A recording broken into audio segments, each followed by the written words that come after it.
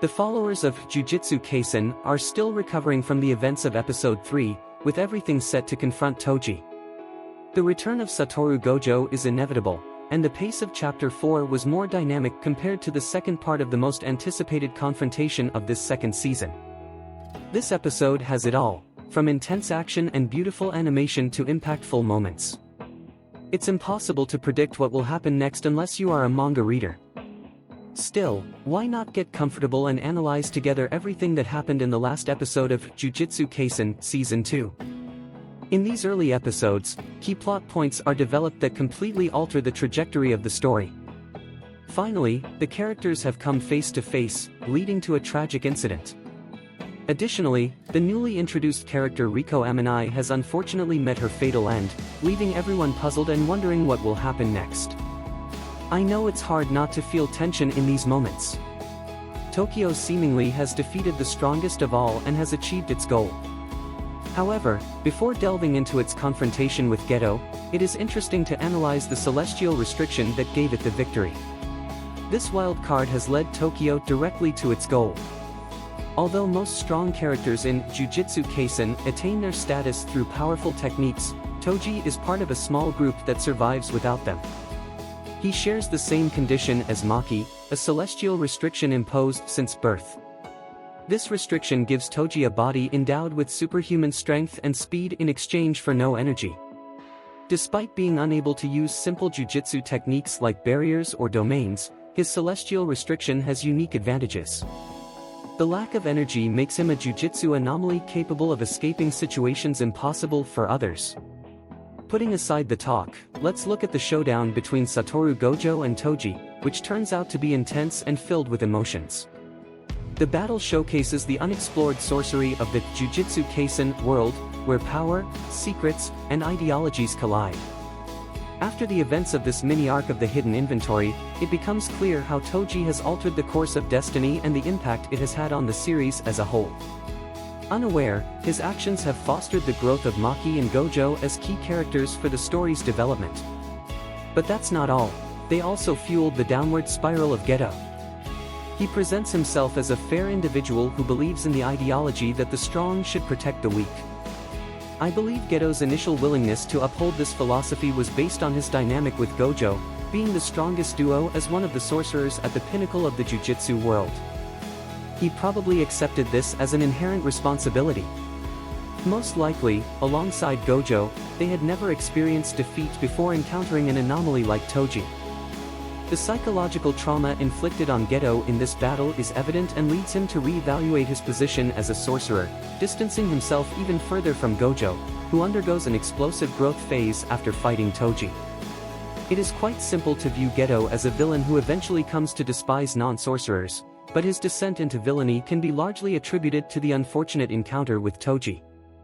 I love the last phrase he says, "You, with all your blessings, still lose to a monkey like me who can't even use energy." For this reason, it's not surprising that monkey becomes a basic word in Geto's vocabulary. Shortly after this, the energy forming the foundation of the power system in Jujutsu Kaisen is essentially energy stemming from negative emotions, which jujutsu sorcerers use to enhance their cursed techniques. A few selected sorcerers in the story can manipulate their energy into positive energy, thus being able to use the inversion technique, among other new and powerful abilities. But even within the Jujutsu Kaisen universe, the concept of the inversion technique is not an easy one to describe. Energy is negative by definition, and to turn it into positive, a sorcerer multiplies a negative energy by another negative energy. The resulting positive energy is used to power inverse curse techniques. Unlike negative energy, which can be volatile in its raw state and harm humans, positive energy can be used for healing. The healing abilities of inverse energy make it incredibly challenging to defeat sorcerers with access to this coveted power. In battle, the inversion technique can be used to regenerate entire limbs and parts of the body, regardless of the severity of the injury. Unlike normal energy, which is produced in the intestines, inverse energy is generated from the sorcerer's brain. This makes targeting the head the most effective strategy against a sorcerer capable of using the inversion technique. If the brain suffers a significant injury, you can no longer synthesize positive energy. That was precisely Toji Fujigiro's mistake, He underestimated Goyo and now must face this monstrous sorcerer once again. When Toji initially faced Goyo for the first time, it is evident that he adhered to the principle of detachment. Despite facing two sorcerers acclaimed as the strongest of their generation, he easily kept up by dodging the coordinated attacks of Geto's cursed spirits and Goyo's 6 eyes. However, in his haste to complete his original mission of assassinating Riko Amazng, Toji forgot to finish off Goyo. This oversight essentially is the reason for his defeat, as the near-fatal wound he caused turned out to be the perfect catalyst for Goyo to finally decipher the secret of the inversion technique, an advanced technique that signifies the unprecedented mastery of a sorcerer over energy. Goyo healed all his wounds and immediately located Toji for a rematch. Of course, a second battle, equally violent as the first, ensued, with Toji once again effortlessly blocking and evading Goyo's attacks. But this time, he couldn't shake off a sense of unease. He had been hired to kill Riko Amazng, so his previous fight with Goyo had not been driven by personal revenge at all, it was simply about money. This is how he managed to stay detached from the fight and keep his sensory ability active during this second bout. However, the dynamics had changed. Both were fighting to prove their superiority, and while Goyo's 6 eyes gave him unconditional awareness, Toji's sensory abilities immediately activated once his ego became involved. This led to Goyo activating an ingrained technique that only a few people know, the imaginary technique, better known as Purple, an abyssal power that tore a hole in his opponent's side. Toji, before his death, silently admitted his own arrogance. Until he fought Goyo for the second time, he had never been someone to take unnecessary risks, such as fighting a sorcerer for the thrill of it.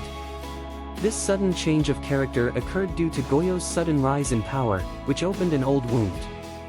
Despite his strength, Toji had grown up in the clan being underestimated for his lack of energy.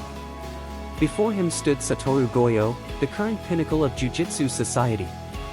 Defeating him would have been Toji's ultimate act of self-affirmation, but it simply wasn't meant to be. So, is he really dead? Yes, unfortunately, Toji died with the lightning-fast attack from Satoru Goyo. While he had a beautiful death, his story is not over yet. We will see more of him during the Shibuya arc. How or why? Well, that's a topic for another video.